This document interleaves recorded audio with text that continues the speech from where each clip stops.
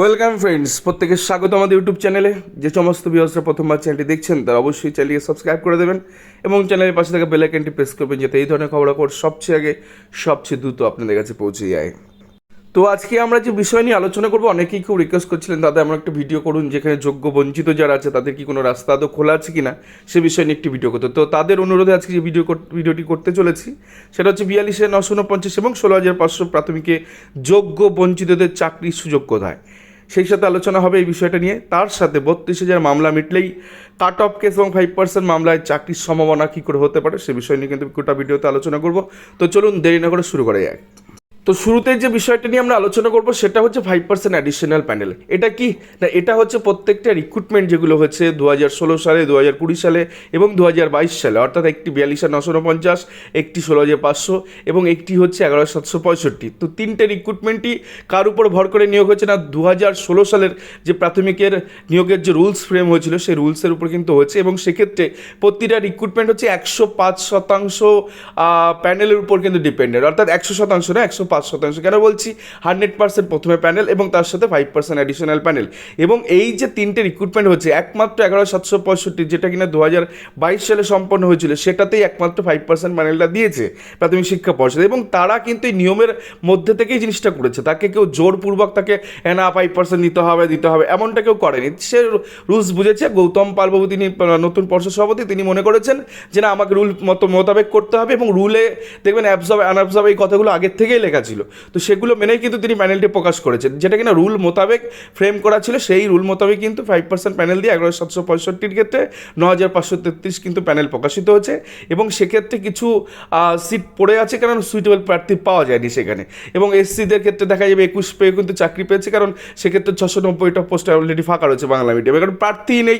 তো সেখানে চাকরিটা পাবে কী করে? তো এইরকম একটা জায়গায় কিন্তু বিষয়টা হয়ে আছে। কিন্তু যদি আমরা 42,949 2016 সালের রিক্রুটমেন্ট দেখি বা 16,500 ক্ষেত্রে যদি আমরা 2020 সালের রিক্রুটমেন্ট দেখি, সে দুটোতে কিন্তু টোটাল রিক্রুটমেন্টই কমপ্লিট হয়নি। তার কারণ হচ্ছে এক্ষেত্রে 5% প্যানেল, একটা রিক্রুটমেন্ট প্রক্রিয়া 100+5 105% প্যানেল হওয়ার কথা, সেখানে 100তেই বাটা আটকে গেছে এবং সেক্ষেত্রে 16,500 তো আরও কমে আটকে গেছে।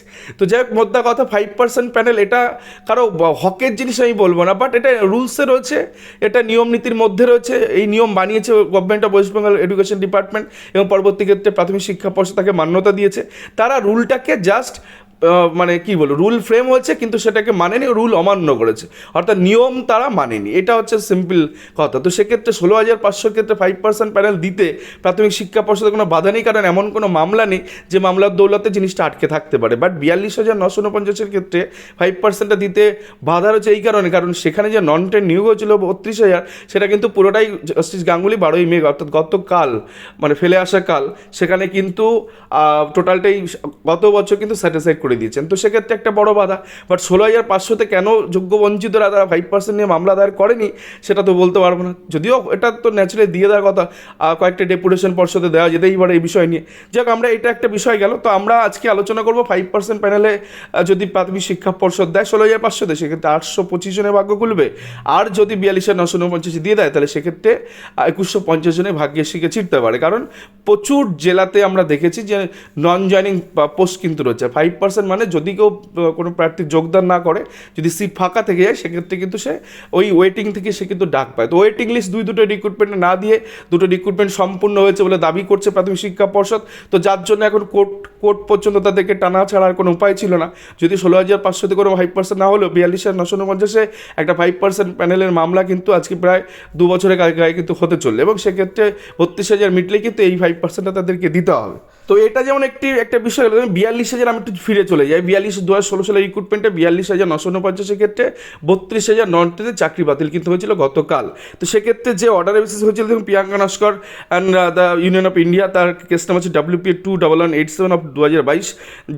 জাস্টিস অভিজিৎ গাঙ্গুলির সাথে তিনি অর্ডারটা দিয়েছেন। সেক্ষেত্রে তার পিটিশনারদের অ্যাডভোকেট ছিলেন অন রেকর্ড তরুণজ্যোতি তেওয়ারি বাবু। তো সেক্ষেত্রে এই মামলা বেশ কয়েকটি অর্ডারের পরে কিন্তু 12ই মে কিন্তু একটি বড় অর্ডার আসে, যেখানে গিয়ে 32,000 নন টেনের চাকরি কিন্তু বাতিল করা হয় এবং তাদের প্যারা টিচারের মাইনে দেওয়ার কথা বলা হয় এবং নতুন করে ইন্টারভিউ নেওয়ার কথা কিন্তু এই অর্ডারে বলা হয়।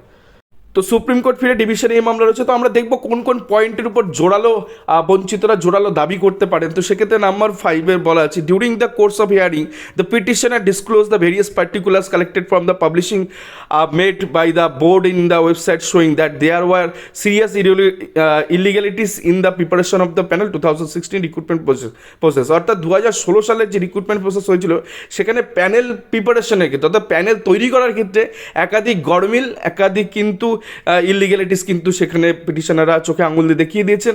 তো এই বিষয়ে ডিভিশন বেঞ্চে কিন্তু একটু জোরালো সওয়াল জবাব হবে, কারণ প্রিপারেশন কিন্তু সত্যিই করেনি প্রাথমিক শিক্ষা পর্ষদ। 8-5 মোতাবেক যেভাবে প্যানেল তৈরি করার কথা ছিল সেভাবে প্যানেল আদৌ তৈরি হয়নি, এবং 8-6 তো সেখানে দেয়নি, যেটা 5% অ্যাডিশনাল প্যানেল। তো এটা গুরুত্বপূর্ণ হতে চলে যে এই আর্গুমেন্ট কিন্তু ওখানে হবে, এবং সেক্ষেত্রে SC ST OBC যে সমস্ত প্রার্থী আছে যাদেরকে আনরিজার্ভ সিট বা জেনারেল সিটে ঢুকতে দেওয়া হয়নি, এবং শুধুমাত্র 32,000 নন ট্রেন্ডের ক্ষেত্রে না, এটা ট্রেন্ডের ক্ষেত্রেও হয়েছে। আমরা চলে আসবো তার পরের পয়েন্টে, যেটা কিনা মারাত্মক একটা অভিযোগ যে ইন্টারভিউ এবং অ্যাপটিউড টেস্ট ঠিকঠাক করে কন্ডাক্ট হয়নি, অর্থাৎ অ্যাপটিউড টেস্ট নেওয়া হয়নি, এরকম একটা বিষয় উঠে আসে এই মামলার নিরিখে। তো সেক্ষেত্রে প্রায় 30 জন ইন্টারভিউয়ার যারা ইন্টারভিউ নিয়েছিলেন প্রার্থীদের, তাদেরকেই আবার জাস্টিস গাঙ্গুলি কিন্তু তাদের ইন্টারভিউ নিয়েছিলেন রুদ্ধদ্বার কক্ষে। সেক্ষেত্রে প্রায় 16 জন, মানে 30 জনের মধ্যে 16 জন সরাসরি এরকম একটা টার্ম ইউজ করেছেন, নো অ্যাপটিউড টেস্ট, অর্থাৎ কোনো অ্যাপটিউড টেস্ট হয়নি। এছাড়া কয়েকজন ঘুরিয়ে পেঁচিয়ে বলেছে যে হয়নি, কোনো গাইডলাইন ছিল না, আর কয়েকজন স্বীকার করেছেন যে অ্যাপটিউড টেস্ট হয়েছে। তো অধিকাংশের ক্ষেত্রেই অ্যাপটিউড টেস্ট হয়নি এরকমই তারা কিন্তু করেছে, সেক্ষেত্রে তাদের নাম ধাম দিয়ে অর্ডারে উল্লেখ করা আছে। তো এক্ষেত্রে অ্যাপটিউড টেস্ট হয়েছে কি হয়নি সেটা ডিভিশন বেঞ্চও পর্যবেক্ষণ করবে, এবং তার আদৌ কোনো গাইডলাইন ছিল কি না, কোনো রুল ফ্রেম করা হয়েছিল কি না, তাদের অ্যাপয়েন্টমেন্ট লেটার ইস্যু করা হয়েছিল না, এইসব ইচ অ্যান্ড এভরিথিং কিন্তু এখানে উঠে আসবে। তো এই বিষয়ে কিন্তু আর্গুমেন্ট হবে, এবং এইটা যদি এস্টাবলিশমেন্ট হয়ে যায় তাহলে নতুন করে এটা বাদ দিয়ে অথবা এটাকে আবার নতুন করে ইনিশিয়েট করে কিন্তু রিক্রুটমেন্ট আবার হতে পারে। তো এটারও কিন্তু সম্ভাবনা রয়েছে। তো চলে আসি তার পরের পয়েন্টে, number 15, the board has not given any reply in the respect of the allegation of the petitioner in the pleadings as to non-empaneled of the reserved categories candidate in the panel for general category candidate for those reserve candidate who got better marks than the general category candidate in open competition। অর্থাৎ যে সমস্ত প্রার্থী যারা কিনা reserve ক্যান্ডিডেটের মধ্যে পড়ে, সেক্ষেত্রে জেনারেল ক্যাটাগরি থেকে তারা বেশি নাম্বার পেলেও তারা কিন্তু এখানে চাকরিটা তারা পাননি ওপেন কম্পিটিশনের ক্ষেত্রে। Thus the board has violated the law declare by the Supreme Court has committed extremely illegality. তো সেক্ষেত্রে তো এটা তো অবৈধ ন্যাচারালি। সুপ্রিম কোর্ট এখানে যদি অন্য কোনো বিচারপতি থাকতেন তাহলে হয়তো সুপ্রিম কোর্টের বেশ কয়েকটা ভার্ডিক্ট উল্লেখ করে দিতেন, যেমনটি রাজশেখর মান্তা স্যার করেন, যেমনটা অমৃতা ম্যাডাম করেন। তো এনারা থাকলে হয়তো SCC বেশ কিছু মামলা রেফারেন্স এখানে টানতেন, যদিও অভিজিৎ স্যারকে এখানে কোনো মামলা রেফারেন্স টানেননি। তো যাই হোক, সুপ্রিম কোর্টের কথা উল্লেখ করে বলেছেন যে এরকমভাবে ভায়োলেশন হয় না, অ্যাকচুয়ালি এটা হওয়া উচিত নয়, কারণ রিজার্ভেশন যে রুল ফ্রেম করা আছে সেই মোতাবেকই গেজেটে আছে, নিয়মে আছে। তো সেক্ষেত্রে এটাকে মান্যতা দেওয়া দরকার ছিল। তো সেক্ষেত্রে একদম এটা মালদাতে 10.25 MD রাজু চাকরি করছে, সেখানে মিঠুন কর্মকার 16, 17, 18 আরও বেশ কয়েকজন প্রার্থী তারা 15-16 পেয়ে কিন্তু চাকরি করতে মানে এখনও চাকরি পায়নি। তো এইগুলি কিন্তু এখানে উঠে এসছে। দেন 16 নম্বর পয়েন্ট, দো the relevant rules 7 of the recruitment rules 2016 mandates constitution of the selection committee, no selection committee constituted for the purpose of the selection of eligible candidate and preparation of panels such candidate for appointment of teacher। অর্থাৎ এক্ষেত্রে একদম বাস্তব যে no selection committee was constituted. একদম এই কথাটা কোথাও গিয়ে একটু CBI অ্যাজ পার রিপোর্ট হিসাবে কিন্তু সিলেকশন কমিটি কিন্তু গঠন হয়নি, এটা ঠিক নয়, গঠন হয়েছিল সিলেকশন কমিটি। এবং সেক্ষেত্রে যে 4-5 জন যাকে রাখা হয়েছিল সিলেকশন কমিটিতে অ্যাজ পার রুলস হিসেবে ছিল না, অর্থাৎ সিলেকশন কমিটিটা গঠন হয়েছিল সেক্ষেত্রে যেমন এক্স অফিসের চেয়ারম্যান একজন থাকবেন, দেন প্রেসিডেন্ট থাকবেন, দেন ডিস্ট্রিক্ট ম্যাজিস্ট্রেটের প্রতিনিধি থাকবে, দেন সেখান থেকে SC ST OBC থেকে কেউ না কেউ থাকবে, এবং 7 জন কিন্তু DPSC থেকে গুরুত্বপূর্ণ মেম্বার থাকবে। তো এতজনকে নিয়ে সিলেকশন কমিটি হওয়ার কথা ছিল, বাট এখানে যারা ছিল কয়েকজন MLA, একটা স্কুলের হেড টিচার, এরকম কয়েকজনকে রাখা হয়েছিল। তো সিলেকশন কমিটি একটা গঠন হয়েছিল, এবং সেটার ক্ষেত্রে তাদেরকে দিয়ে পরবর্তীতে সই স্বাক্ষর করে নেওয়া হয়, এবং পরবর্তী ক্ষেত্রে তাদের যখন কোর্টে এনে জিজ্ঞাসাবাদ করা হয় সেক্ষেত্রে কিন্তু তারা কেউ বলেন যে আমরা কিন্তু এই সম্পর্কে অতটা কিছু জানি না, ওয়াকিবহল নই। তো সিলেকশন কমিটি হয়েছিল, বাট সেক্ষেত্রে ঠিকঠাক ফর্মে এটা হয়নি। তো মোদ্দা কথা এই যে এরকম একটা জায়গার থেকে এই পয়েন্টগুলো খুব গুরুত্বপূর্ণ হবে ডিভিশন বেঞ্চে, এবং এখান থেকে ডিভিশন বেঞ্চ সেক্ষেত্রে বঞ্চিত ওদের ডিভিশন বেঞ্চে কোনো সুরা হয়, আর যদি সেক্ষেত্রে ডিভিশন বেঞ্চে যদি সুরা হয় তাহলে তো সেখানে শেষ হয়ে গেল জিনিসটা। আর যদি সেখানে সুরাহা না হয় তাহলে সিঙ্গেল বেঞ্চের যে কাট অফ মামলা এবং 5% মামলা যেগুলো কিনা সিঙ্গেল বেঞ্চে রয়েছে বা পরবর্তী ক্ষেত্রে হতে পারে, সেই মামলাগুলোতে কিন্তু বঞ্চিতদের ভাগ্যের শিখে ছিড়বে। তো এই হচ্ছে সোজা কথা। তো 42,949 থেকে 32,000 না মিটলে এই মুহূর্তে কোনো চাকরির অর্ডার কিন্তু হবে না, সে তুমি যতই যোগ্য বলে লাফাও না কেন। তো এই মামলা নিষ্পত্তি হতে হবে প্রিয়াঙ্কা নস্কর ম্যাটার ডিভিশন বেঞ্চে, তারপরেই কিন্তু সিঙ্গেল বেঞ্চ কোনো রকম কিছু করতে পারবে, কারণ সিঙ্গেল বেঞ্চের হাত কিন্তু কোথাও গিয়ে বাধা ডিভিশন বেঞ্চের মামলার দৌলতে। তো যাই হোক, এই ছিল আজকের ভিডিওটি ভালো লাগলে অবশ্যই চ্যানেলটিকে সাবস্ক্রাইব করুন এবং লাইক শেয়ার কমেন্ট করে চ্যানেলটির সঙ্গে দেবেন। ধন্যবাদ সকলকে।